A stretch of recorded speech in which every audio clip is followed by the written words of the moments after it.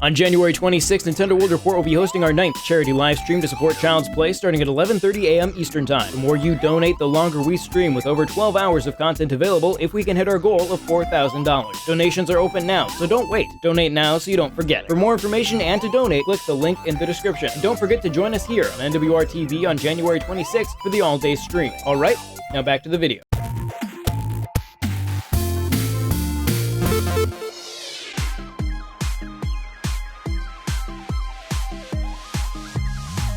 Double Cross is a game that has a few too many things going on for it to really be cohesive. As a side-scrolling platformer, it has a lot of great ideas that kept me excited to see what they would do next right up to the final level. Unfortunately, that great platforming is sandwiched between a lot of padding in the form of combat and cutscenes. There's a lot I love about this game, but there's also a lot I really wish I could have skipped.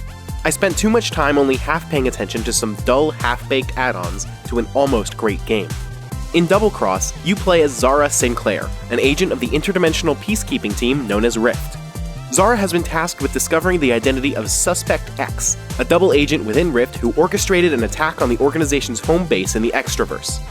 Zara's mission has her traveling to different dimensions to gather clues and stop Suspect X's meddling across the multiverse. Overall, it's not a bad story to contextualize a platform game, but Double Cross takes itself a bit more seriously than it deserves through an emphasis on detective-style investigation. In order to progress through the game, you'll need to spend a lot of time talking to the members of Rift to place together clues that will lead you further down Suspect X's trail.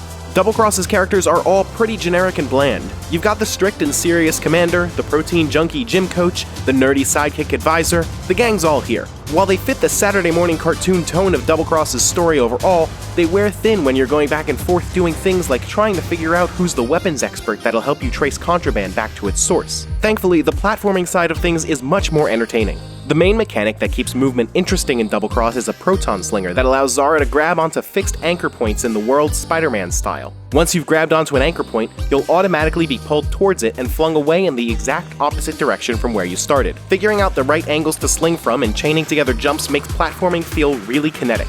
Despite Zara's slow run speed, you'll spend a lot of time moving quickly through the air, trying to quickly spot and grab your next anchor point. Platforming is made even more fun by a variety of gimmicks throughout the different levels. The 3 dimensions you visit in your investigation are made up of 3 stages before a final boss level, and each of the 9 levels has its own gimmick to add some spice to proton slinging. Zip lines will pull you along a specific path when you grab them. Industrial magnets will slowly move anchor points across a spike pit, forcing you to juggle yourself around.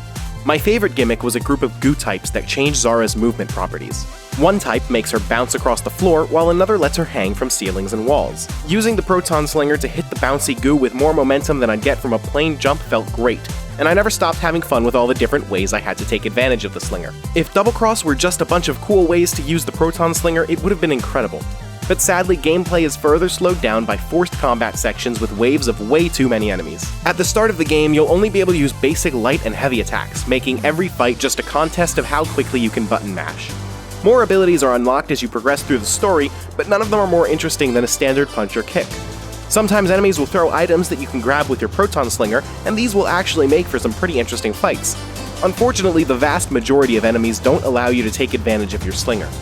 The combat really shines when the proton slinger is involved, so it's a shame that you'll spend most of the time just punching and kicking over and over.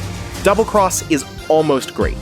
With all the different ways to use the proton slinger in this game, I definitely had a blast progressing through the levels. Unfortunately, the investigation and combat sections make for such dull interruptions that at least a third of your time spent as an agent of Rift will be a forgettable slog. I'd love to see a sequel take the proton slinger and really run with it, because there's a lot of potential the game leaves hanging.